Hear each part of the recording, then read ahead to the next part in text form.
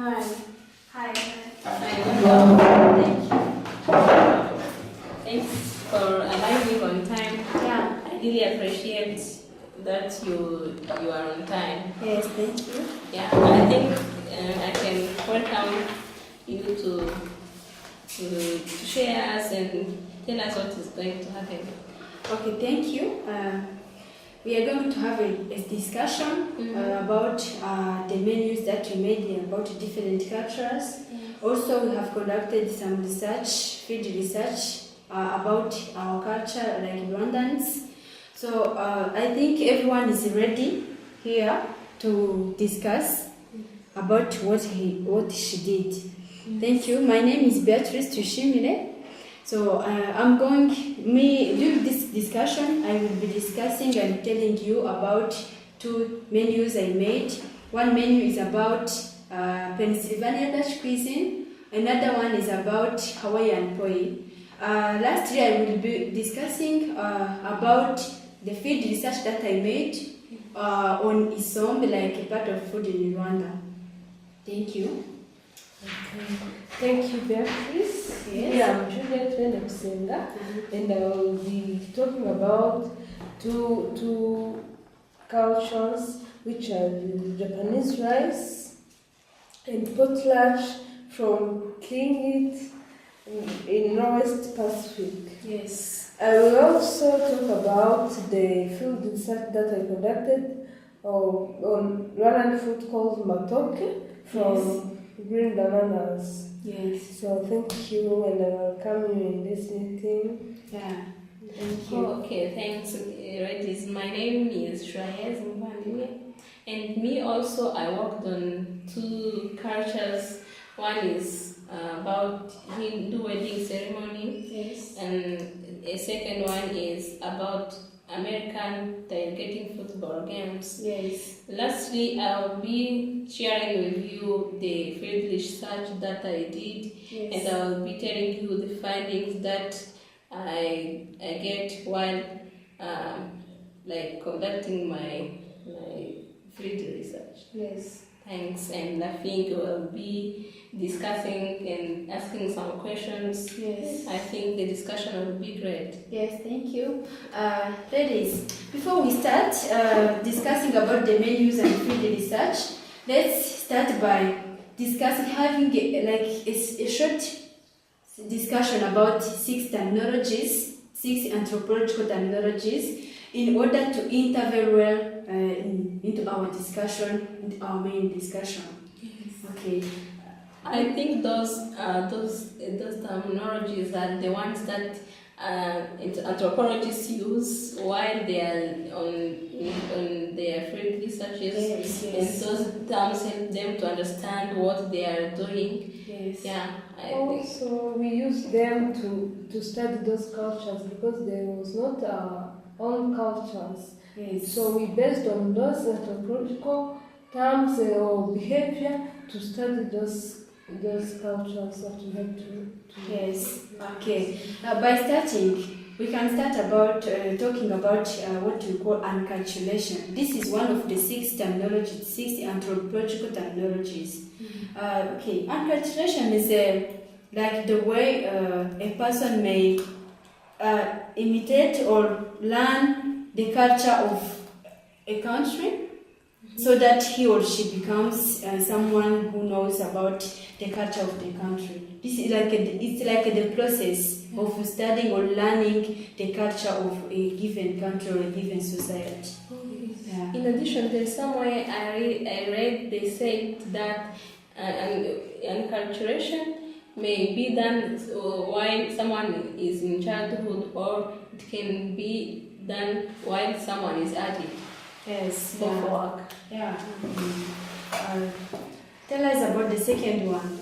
There is another terminology which is subculture. Okay. Subculture is like a small group of people from the main large group, which have some common characteristics, but which may have a small difference from the main group. So a subculture, for example, you may take an example of a country which have like classes. Yes. So one classes may have something in common, but differentiate them with other the whole country. Yeah. Okay, thanks. I'm also going to tell you a third anthropological term, and that term is symbol and symbolism. Yes. Symbol is like it's something that a specific culture can give a specific meaning depending on their culture.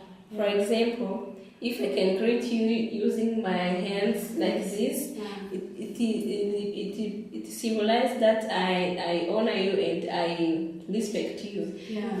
Normally there is nothing special, but because it is my culture to do this, it means that there is a specific meaning, and this symbolizes what I do as to respect you. Yeah. So let me tell you about the fourth term among the six anthropological terminologies, which is ethnocentrism. So ethnocentrism is the way a person from a certain society that person may think that always think that his or her own culture is the best one all over the world.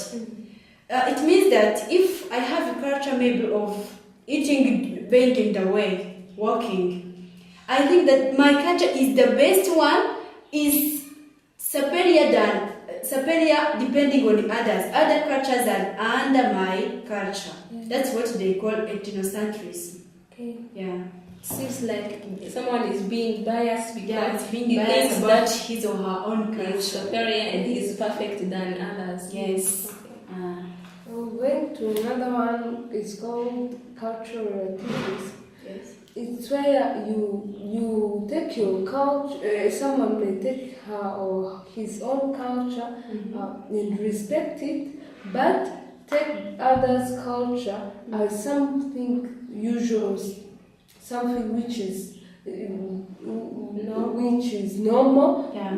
He or she can't judge them or blame them because of something they do in their culture, because she or he thinks that it's their culture and respect them due to their culture. I see. Cultural relativity tends to be the opposite of ethnocentrism, because ethnocentrism, a person thinks that his or her own culture is superior, but in cultural relativity, I see someone value his or her own culture, but she can't blame the other's culture. Yes. Yeah, that's right. That's awesome. Yeah. Interesting. The last one is ritual.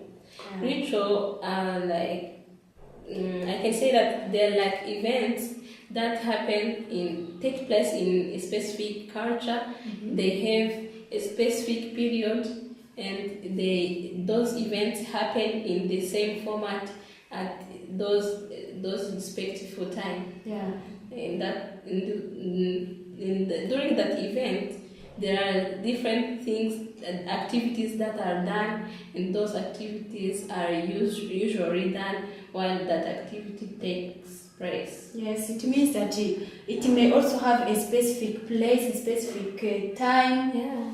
It may change, but it should be known. Yeah, this is for example, may take an example in Rwanda, they have what they call Umuganura. Yes. This is the period that take place. They celebrate that kind of ceremony on 1st August, where they suppose that what they have, it is the time of harvest. They harvest what they have planted, and they used to go together in the same place that they have planted, and they eat on everything that they harvested.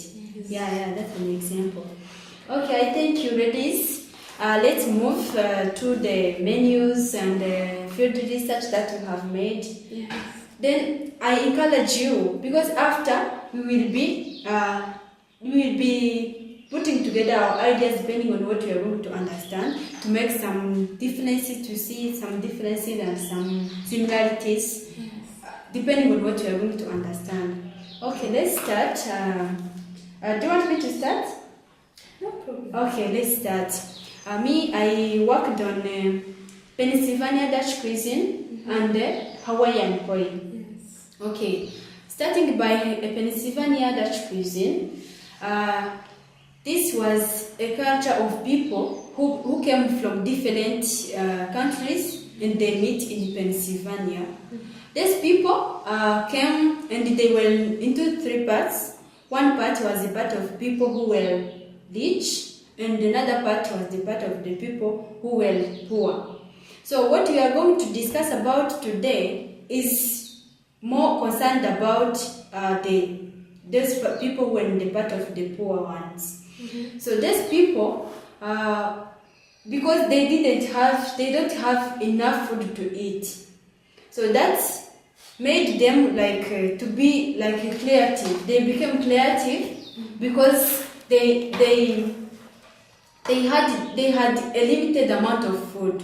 So what they did that time, they used to put together different kind of food that they have. If this has a small part of food, they put together, and they had a pot that they called kumbis. They put together their food, different kind of food, and they cook it, bake it together. And after, they used to come around their pots, like as a family, and the parents had to make sure that each of their children is pleasant, so that no one can miss the food. So what they did is everyone used to pick out the food out of the pot, and after eating, the parents made sure that each of their children gained something to eat. So what I can say is that a mixture of food, these people consider it as their important food because it is used to feed the family, and the family live on it. So what I can also say is that depending on how eating their rituals, eating their food means putting their family together, because it was the time when they used to discuss about the different problems that are in their families. So eating their food or their food ritual, eating their food or their food tradition, it means putting their family together and share food. What I can say about the rituals, these people value relationships or social or love. They love each other because if a parent has to make sure that no one of the family miss something to eat, it shows that they love each other, they care about each other, they have social interaction. Okay, I can ask you a question. Depending on how you understand that these families or their culture, what can you think about their culture? How do you understand they value what they value, or how they are about their culture? What do you think? What can you think about their culture? Okay, according to what I understood, I see that this culture value social relationship because as their rituals, how their rituals are shown by how they gather in a specific place with specific,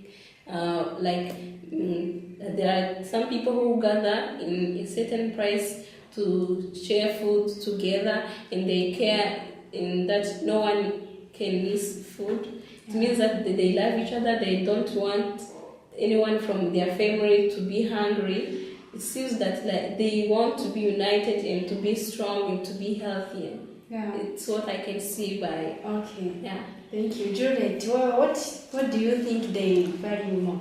Also, for me, it's almost about being united. But I like the way they solved the problem of hunger by putting all they had together and make sure that each and everyone in the family have what to eat. Yeah. Also, they try to, maybe it was not enough for all of them, but Yeah. if some food are shared, there used to be enough. Yeah. So in this culture, they try to solve all the problem of hunger by being united and love each other. Yes, Yes. and using what they have. Yes. Yeah. And their These people- knowledge. These people they were were skilled very, very by intelligent. Yeah. Okay, let's move to another menu that I made about Hawaiian poi. This is also an interesting one. These people in Hawaii, they have what they call poi. This is the food from the pounded taro roots. They take the taro roots and they pound them so that they get the poi. So what I can say is that poi is the main and it is the important food in Hawaii. They consider it to be important because it is a food that is very, very valued in their culture because they expect it, they believe it to be strong, to be healthier because to make their youth strong. So about the rituals or the traditions related to this food is about how the clothes that they wear while pounding their poi, their taro roots. So it is the process that they call kui. Kui, it is their term that they use while saying that it is the process of pounding the taro roots. So what they do, the young boys, young men, they wear the cloth that is called the maro or loins. It is a kind of cloth that covers only the lower part of the body, and the upper part, like the shoulders, are not covered. So this is a kind of, because maybe it is because this is the energetic process. They want, if someone is doing that, it is not good to wear the clothes like this, which may cause you to be not comfortable. So another thing is that the girls, younger girls, they are not allowed to wear such kind of cloth because they can't put their shoulders out. So what the girls do is about cleaning where the process has been conducted and to cook the poi. But the girls, one condition is that they have to have their hair styled in the back so that they cannot fall into their poi. About the traditions or the rituals, while eating their poi, they come together like families. They come together and they share the food, and it is said that each food in Hawaii has to be accompanied by poi. Yeah, so by eating their poi, if it is a time of eating poi, they come together like family and they share their poi, being together like family.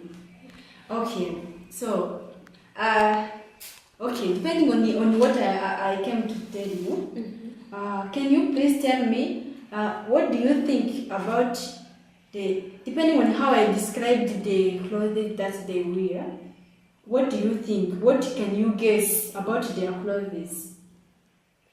Okay, what I understand, I don't know if it will be the same as Juliet. Yeah.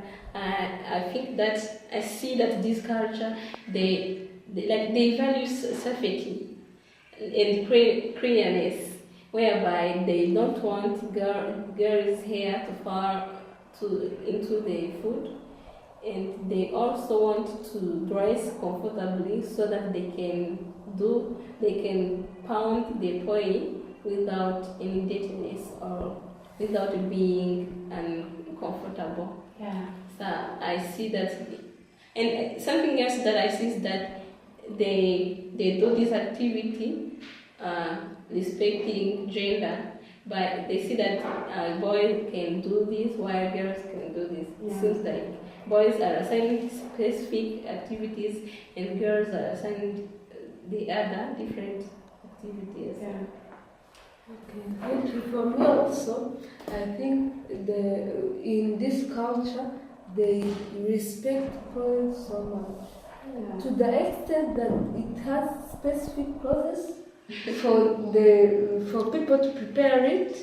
It has the boys are the ones who have to pound, and we all know that boys used to be the energetic people in the society. Yeah. Also, they value the health of people. Yes. They take point as something which all students or all children or all people must take for in order to care their health. Yes. So in this culture is almost about people's being, life being, in human life. Yes, thank you. I think it's the end of the menus. So let's move to another person, and then after we'll be discussing about the field research. Okay. Next is me. I'm going to talk.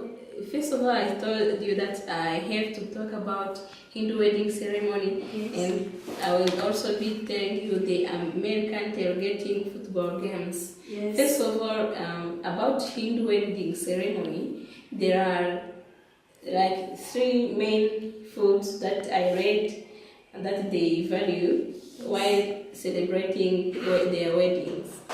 The first food is rice. Rice is a colored rice, and it was thrown to the couple to show that couple is blessed, to wish them blessings, and to show them that ceremony is blessed and has given from God.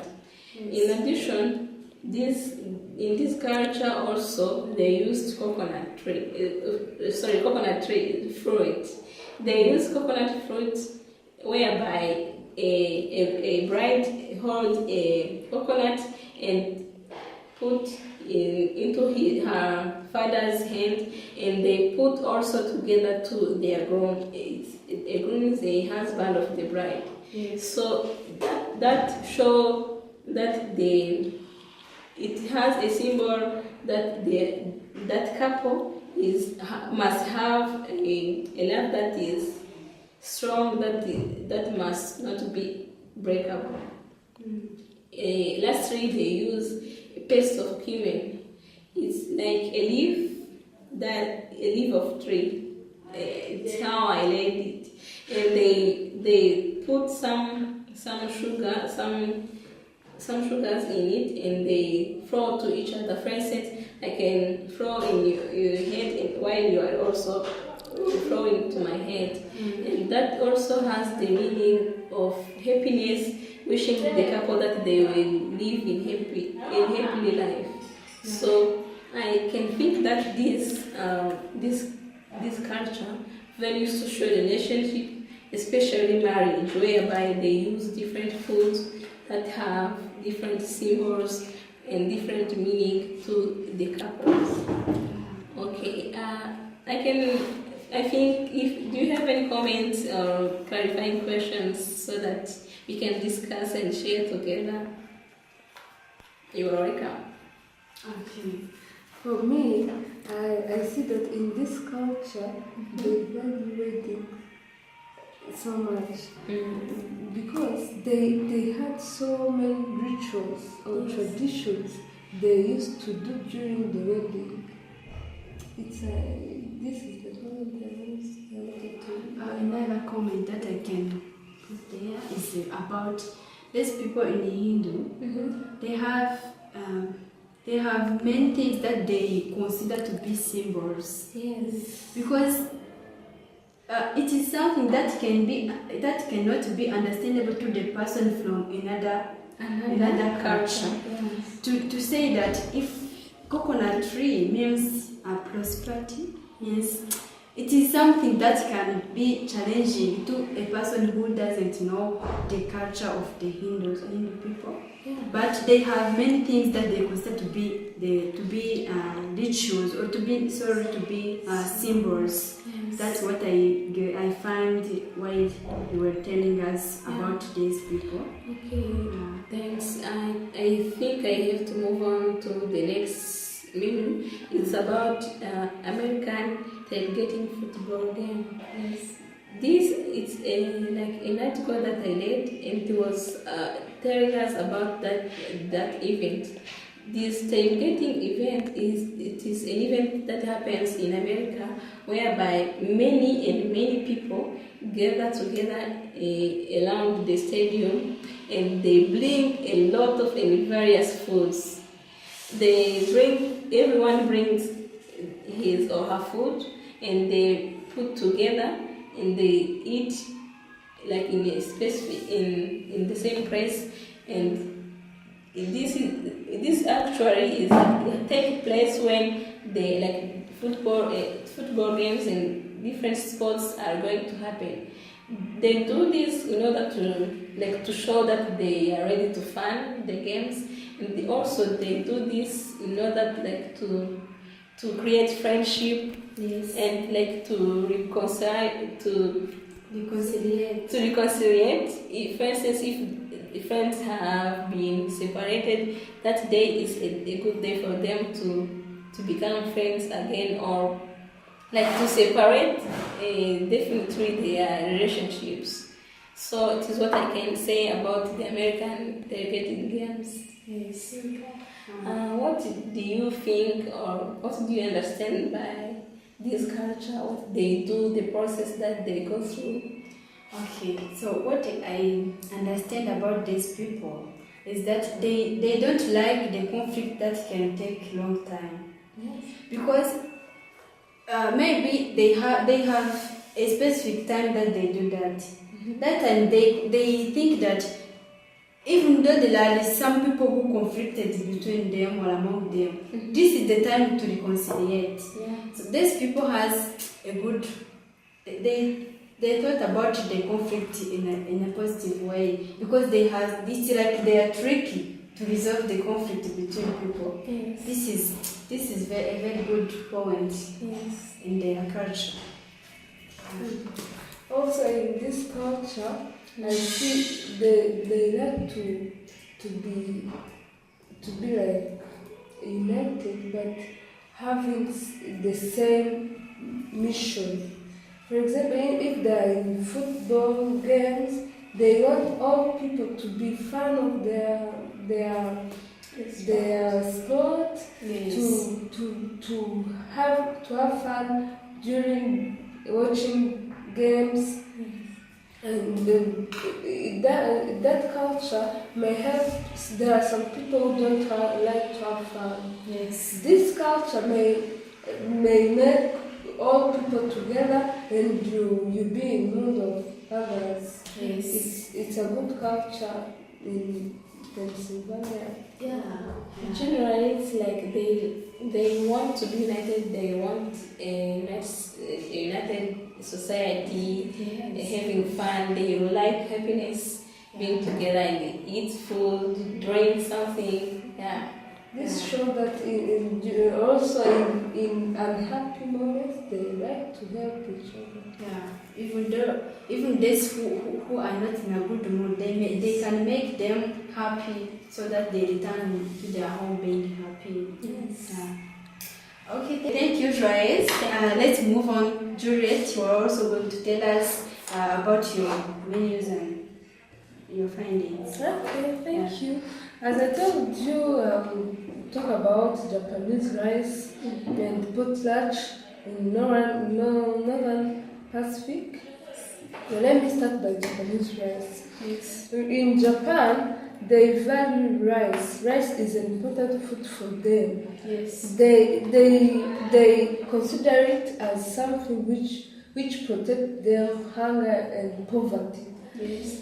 Without rice, they may even die, because rice is their basis, their basis of life. Yes. It's their their sign of wealth, because rice in Japan is used it was used like the mean of exchange. They used to provide rice and they get other products or service. Okay. Also, rice in Japan can be used was used to produce some other materials that are used in their everyday life. For example, stack of rice are used to produce like tables or other things other materials used in life. Yes. Also, in Japan, they value rice as something that may lack and they use life. Yeah. In rituals, as due to their rice value in their culture, they can't mix it with other like sauce. As in Iran, we used to put sauce on rice and eat. They eat rice only. Without mixing. No, they also used to take time and talk about rice. Yes. They don't like people who mix rice with other kinds of food. They can get them. Yes. Also, rice is like their basis of language, because some terminologies they use in their everyday life they use to base on rice. For example, there is a term called gona. Gona mean the meal. Okay. But it also means the cooked rice. Azagona is the breakfast of the Japanese, but in breakfast they can't miss rice. My God. In lunch they can't miss rice. In dinner they can't miss rice. Okay. Even the breakfast. In breakfast, there are other snacks that are made from rice, like ball rice. Okay. Rice is their basic in Japan. Moving to their cultural value, the way they consider rice show you that they consider it as something which they value in their culture. Okay. For example, the rice productivity was controlled by the government. In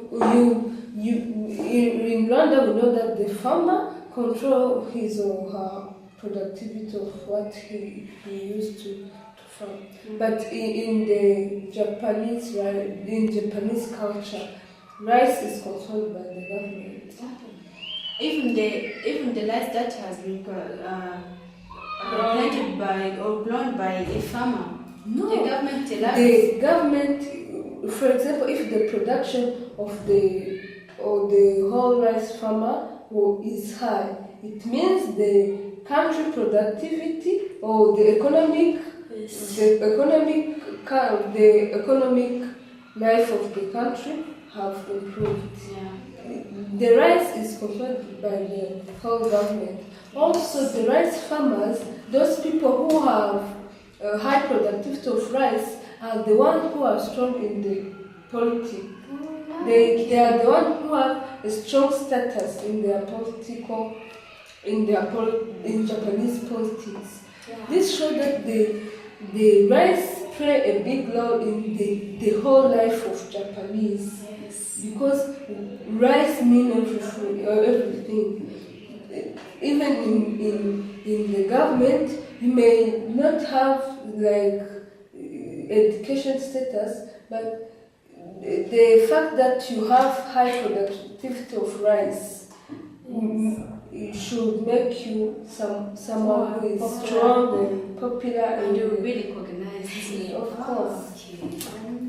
So, after discussing about Japanese rice, did you feel ethnocentric? Oh my God. Okay, ethnocentrism. On one hand, but it's okay. It's their culture. But something that I think, depending on the description of how these people vary their culture, their lives, the only thing that I can say is that in Japan, no lies, no life. Yes. Yeah, that's what I see. That's what I have discovered. Yes. Yeah, but about ethnocentrism, no, because it is their culture. What about rice? Oh, what I can add is that I see that in Japanese culture they value a lot, like as you came to say, and it is their culture. That's why they know how much life is important to their lives, and I feel like they are correct. They know that without lice they can die of hunger, and also they value health. They value economic status that is strong. Yeah. But for me, I thought the way they used to blame people who mix rice with other food, I thought it's somehow Ethnocentrism. Yeah, because if they blame the people who mix their rice with the other food, it is ethnocentrism because they think the fact of not mixing the rice with the other, it's the superior one, as it is their culture, but it is ethnocentrism.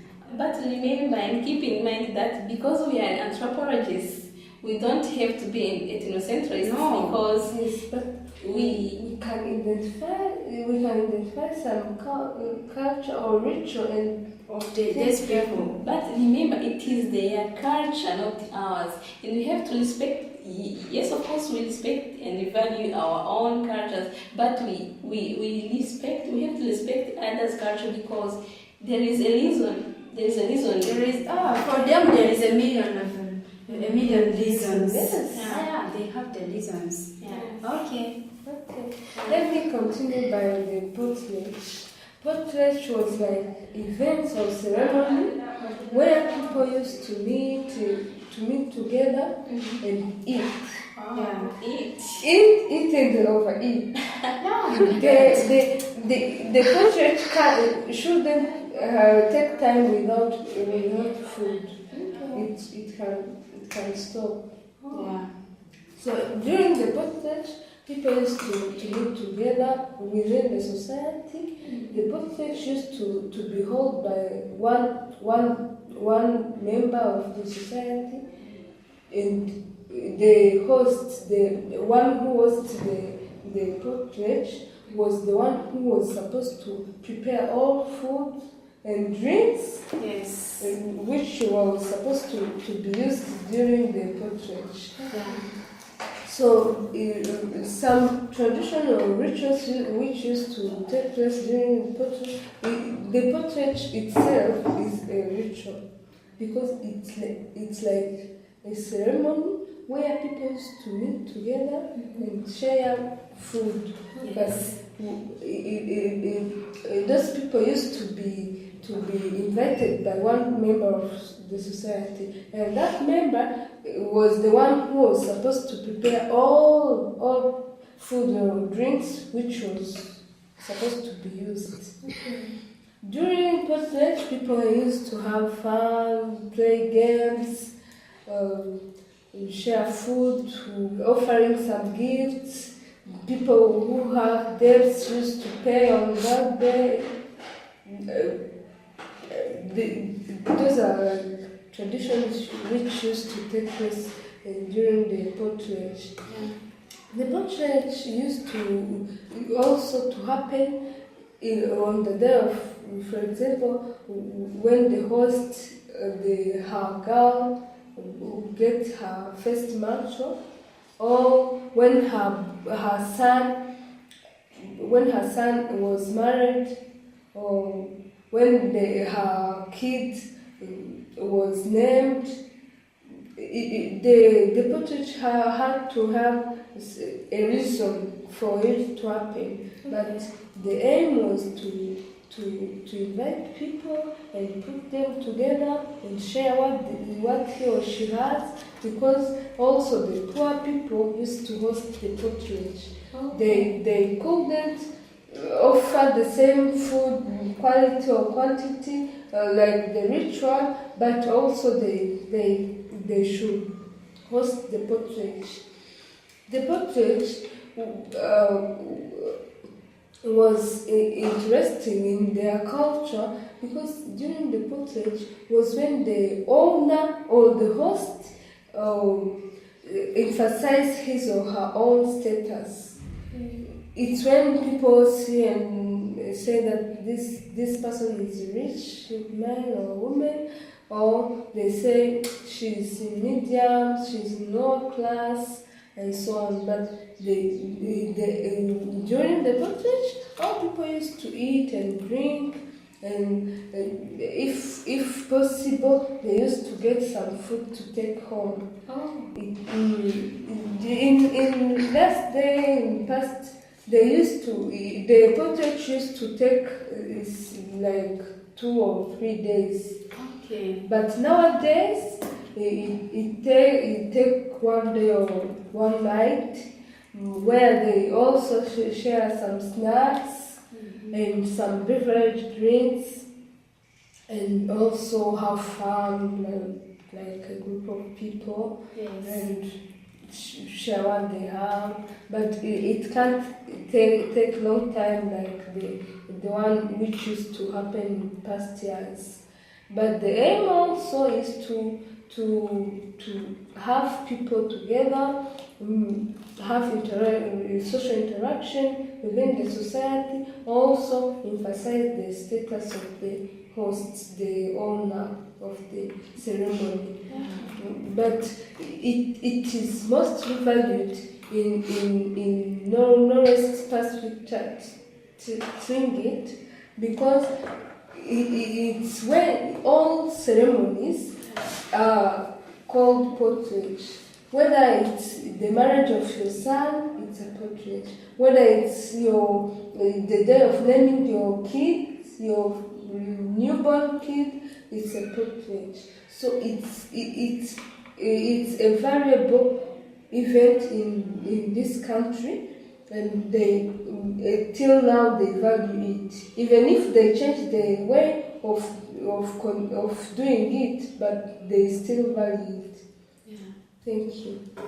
So, how do you feel about portrait, and how can you relate it to other cultures that we talked about? Oh my God, there's people like ceremonies, because what I can say, can you imagine how if it is a day of naming a child, if it is a day of her or his girl's first menstrual, oh my God, there's people like. But also, on the other hand, there's people like having fun and being together.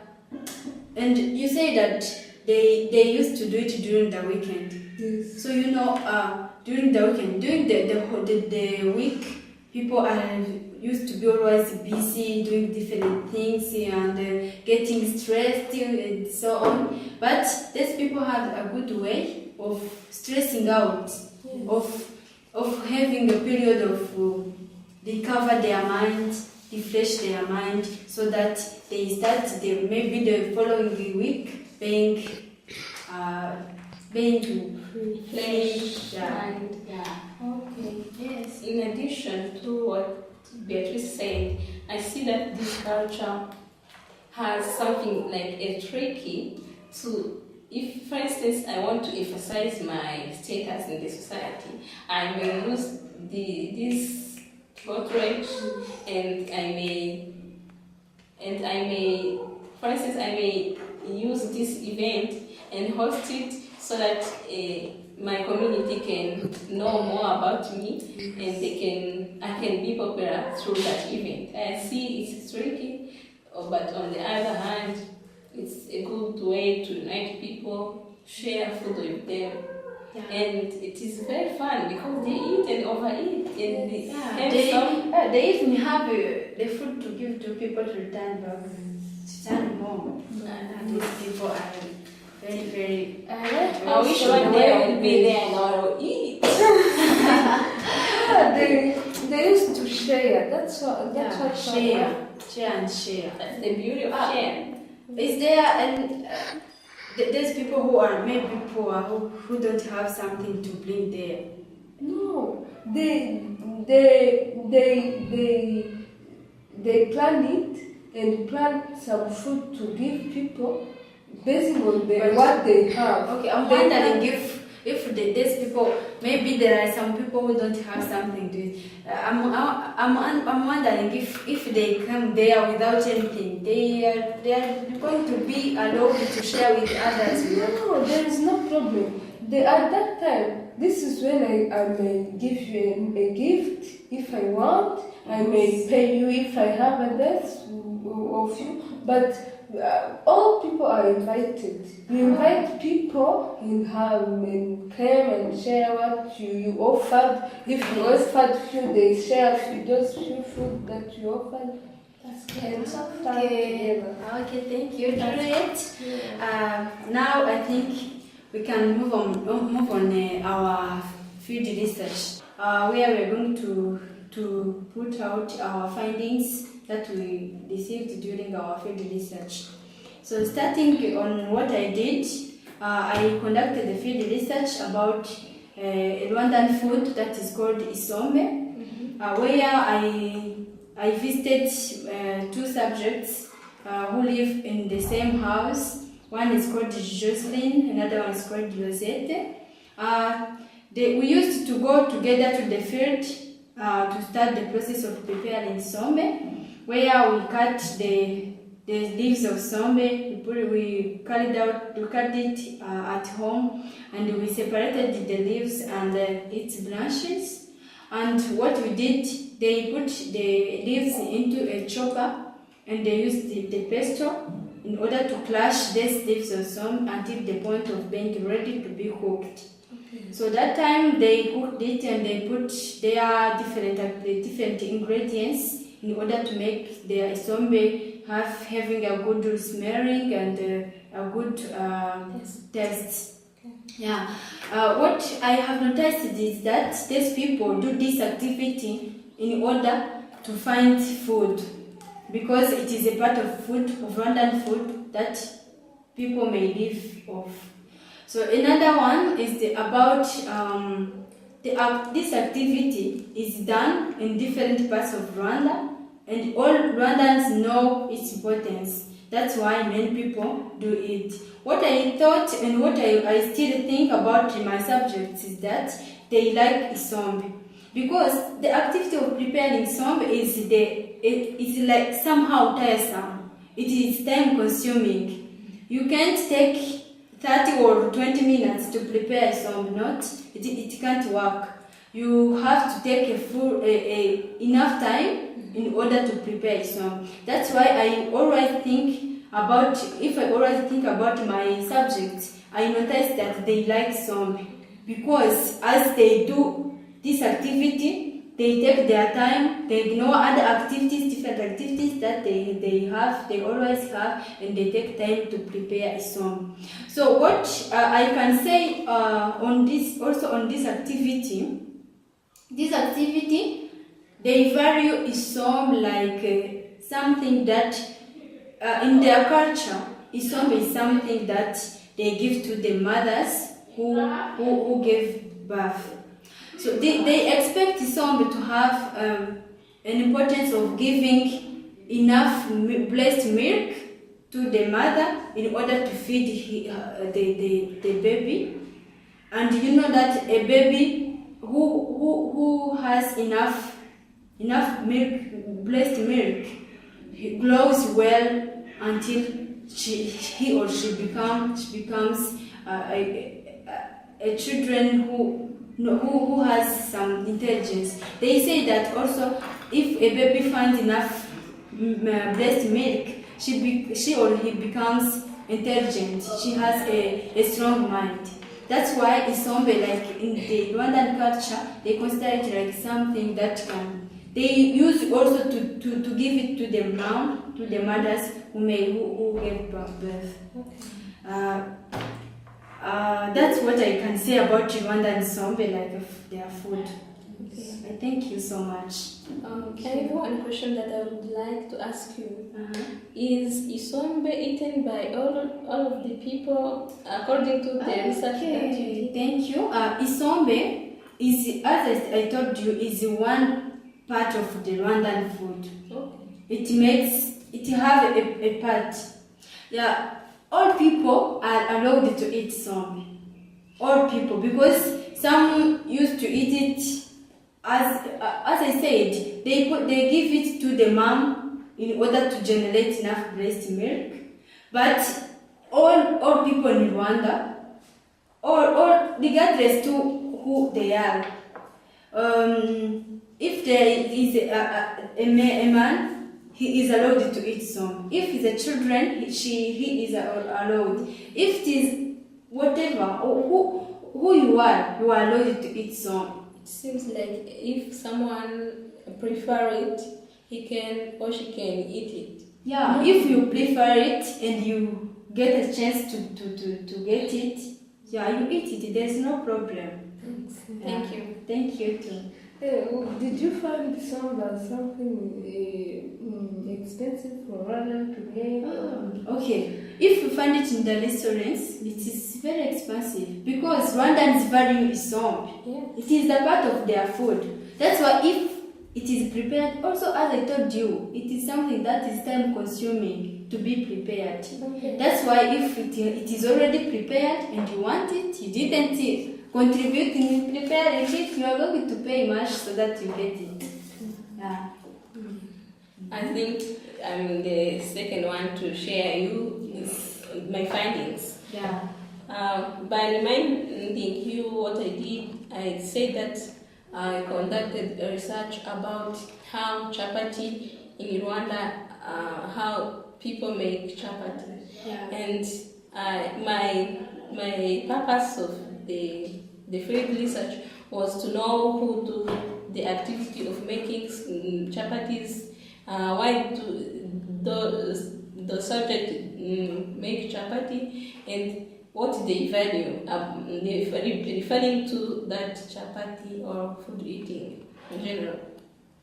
My find, based on the observation that I made as an anthropologist, because anthropologists use different methods to get findings, I have found that there were 3 people who were leading the activity of making chapatis.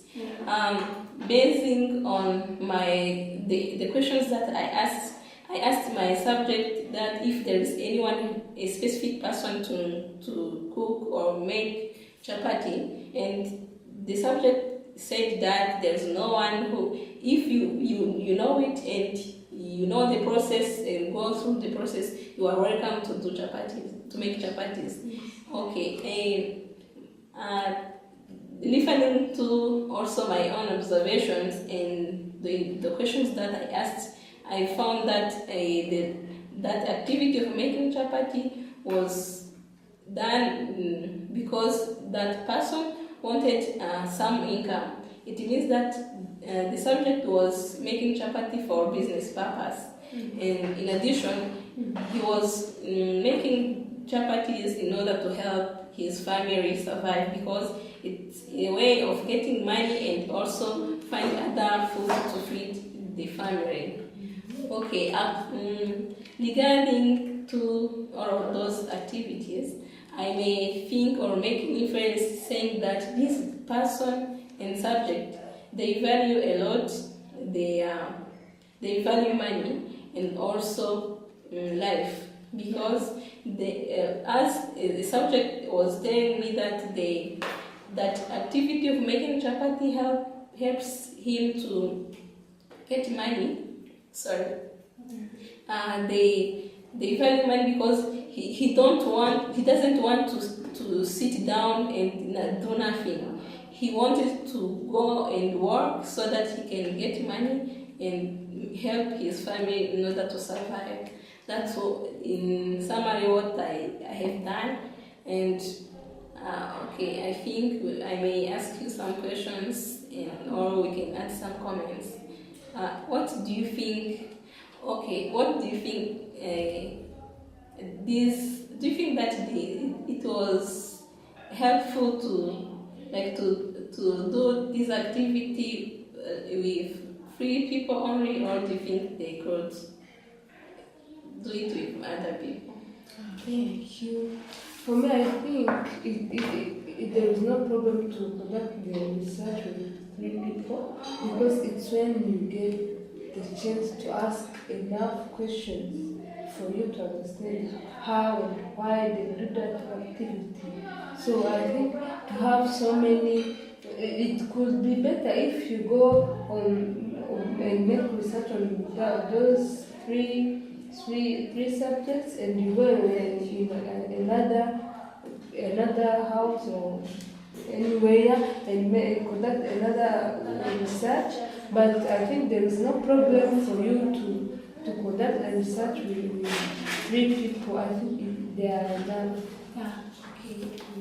Okay. Thanks. What I can say also, what I can add is that the more you ask your main people, the more you gain many things. Okay. So that's why it's okay if you find one person, but if you get a chance to find more than one persons, that's a good way of improving your findings and getting enough findings that can remove some confusions about the activity.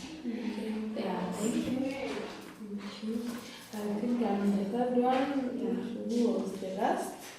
I conducted a research about how to prepare matoke. Matoke is one Rwandan meal which is prepared from green banana. So I visited the family, which is made by 5 people, but I found there an old woman who told me that she was the grandmother, the mother of the head of that family. She was called Mukasha Kagodans. So she was going to prepare matoke. Then I asked her if I could be with her and help her to prepare that matoke while observing and asking some questions. Yes. So I kept observing her. The matoke was there, the green banana was there. She peeled it and washed it, and she started to cook. She first put there a small amount of oil. Then she put there onions and tomatoes, then green bananas. Then after she put there water, then and salt, then she waited. So based on questions that I asked her, I found that she was preparing matoke first for the home consumption. So I asked some questions, then she answered me. The way she answered me made me understand about her that she really valued matoke so much. She takes it as a food that is healthier for her son's family.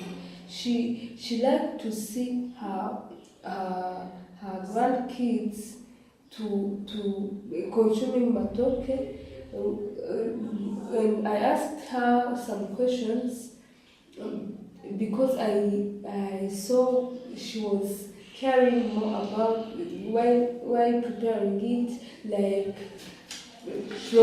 proper dishes, washing them. She was very attentive. Yes.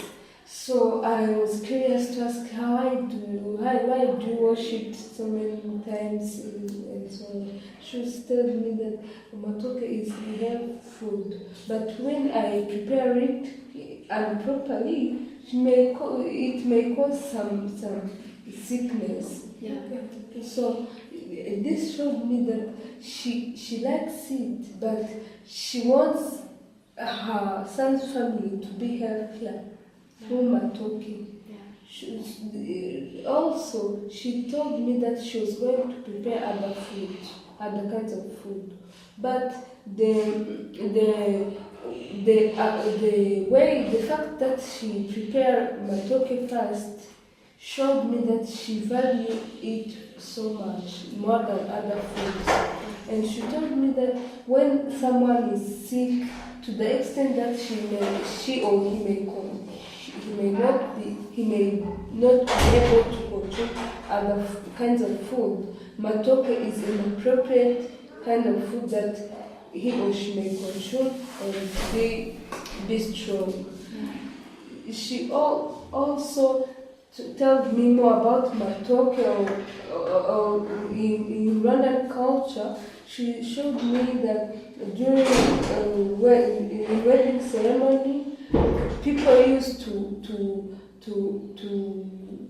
give their brides matoke as a sign of wishing them to not missing food in their new house. Yes. Also, when someone gave birth, they used to, as a ceremony of being happy because of the newborn kid, they used to give them matoke to wish them that newborn can't lose something to eat. Also, she also told me so many activities in Rwanda that involve matoke and have high production in our country, and which are mostly used to in our economic development. This basing on the way she was preparing matoke, I saw matoke as something valued in his or in her mind. Also, she told me that when she was at her son's place, she always cook other kinds of food, but matoke can't miss because she take it as something which is healthier and she feels happy when she sees her son's family consuming it. So I thank you. Thank you. Thank you, ladies. I think we have discussed about our menus, our field research. So by now we are going to try to find out the similarities and the differences that we can see among the different cultures that we have learned about. Yeah, I think you can start by now. By finding out the similarities. Basing on what I understood from you, I had understood that American tailgating football games is the same as Portrait one because they gather together and share food as the purpose of uniting society, emphasizing relationship, having fun with people, and I see that it's similar. Yeah. Another thing that I noticed it to be like a similarity is between the Hawaiians and the Pennsylvanians. Like Pennsylvanians, Hawaiians used to be together like family while they are going to eat their food. Yes. Hawaiians used to be together by eating their poi. Also, the Pennsylvanians used to be together like families to eat their food. Yes. Yeah, that's a similarity. Yeah. Also, on Japanese rice and Hindu wedding, all of those culture they value rice. Yeah. rice is something which has some symbols, significance. yes, in the culture. Yes. Also, matoke and isombe Yeah. in Rwandan culture, they are considered as healthier food for The mothers who yeah. gave birth Yeah. or in other people within Rwandan society. Yes. Is there any other similarity? I think that's all. Yeah, we are done. Yeah, we are done. Let's move to the differences. The first difference that I have found, even though between the portraits and the targeters, they have a similarity of being together and celebrating, but there is a little difference where the portraits used to celebrate their ceremony depending on a small thing that happens in their society.